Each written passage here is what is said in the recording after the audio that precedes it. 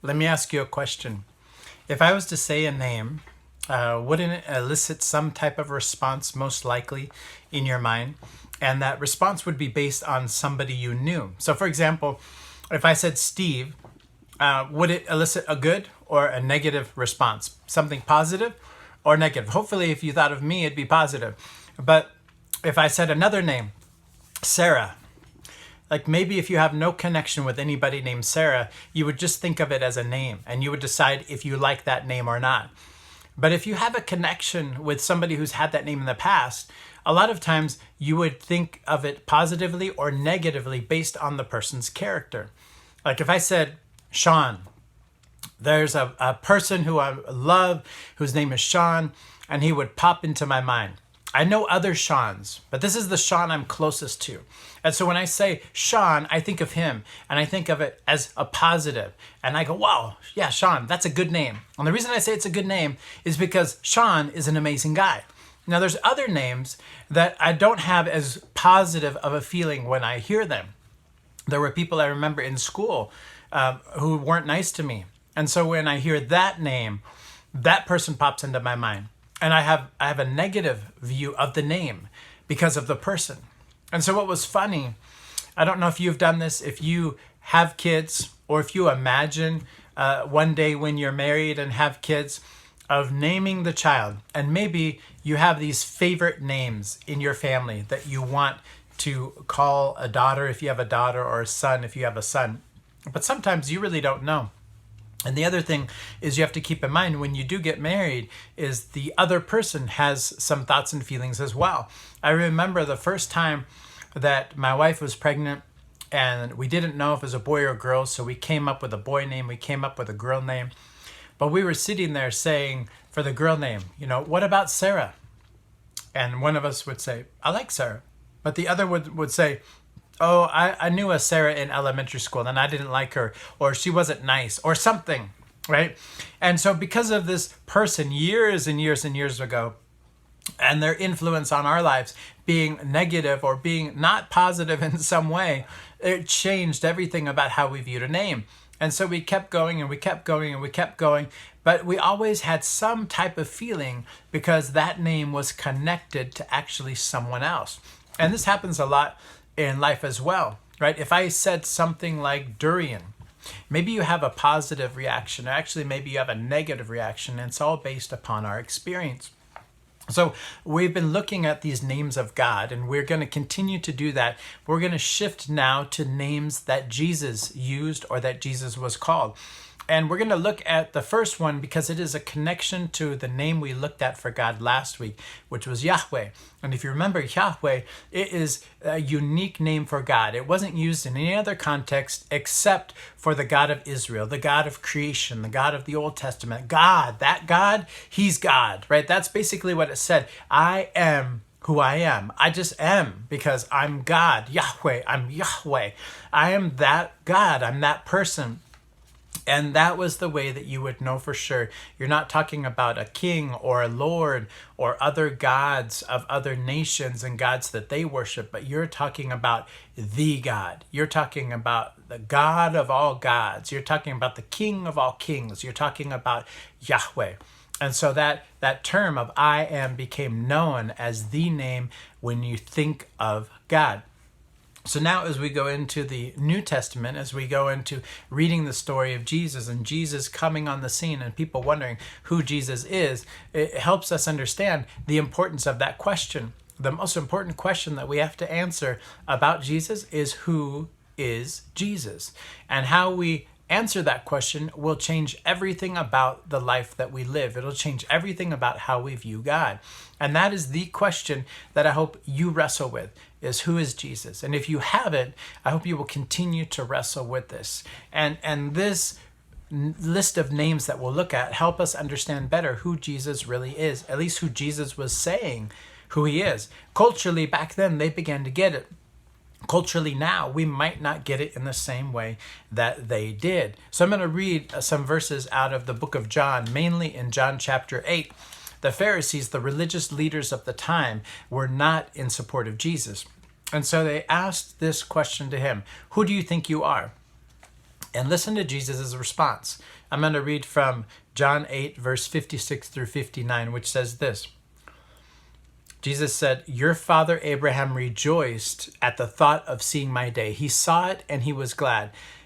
And they said, "You're not yet 50 years old, and you've seen Abraham?" "I tell you the truth," Jesus answered, "before Abraham was born, I am."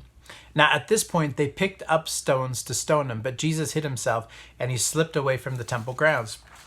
So at this point, Jesus links himself to Abraham, one of the fathers of the faith, right, as one of the key people in the history of Israel, in the history of the relationship that people had with God in the Old Testament.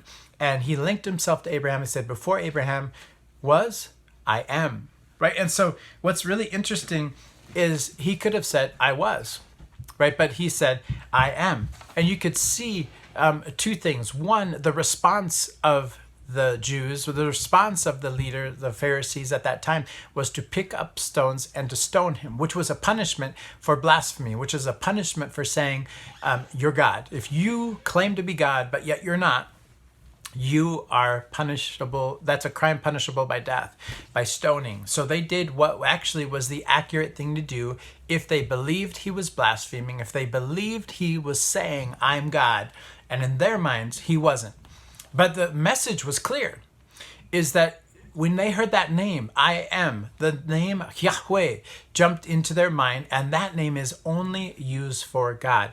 It is the same as when we say a name like Sean, and maybe something positive bumps into your mind, maybe something negative jumps into your mind. And if you have no connection with any Seans in the world, maybe you think of a celebrity, a famous person, or maybe then you finally just look at the name and decide, I like that name or not. But we all have a response that's elicited by that name.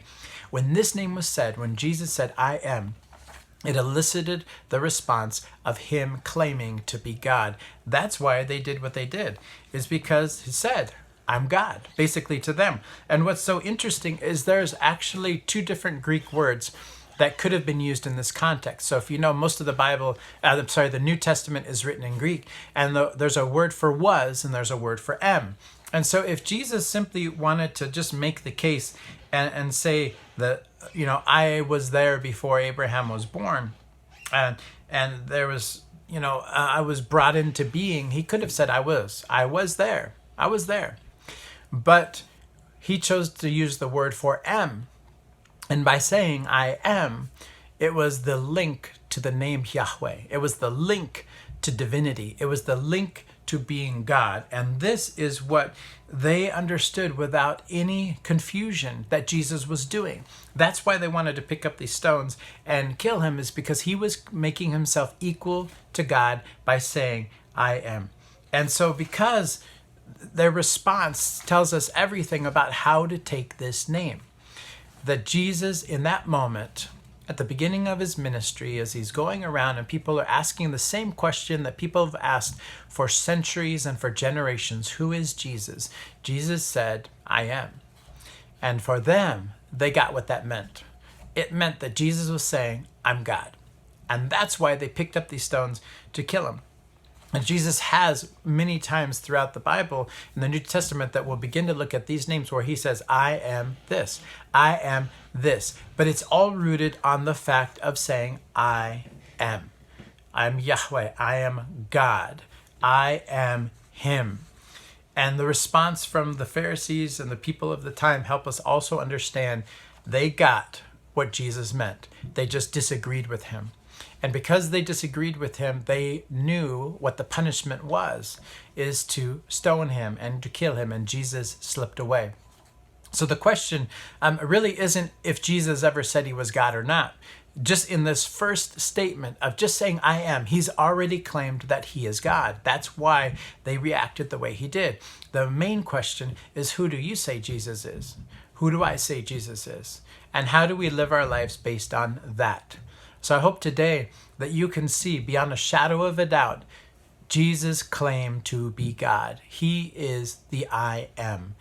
Just like in the Old Testament when God said, I am who I am, I'm YHWH, I'm God. There's nobody else besides me.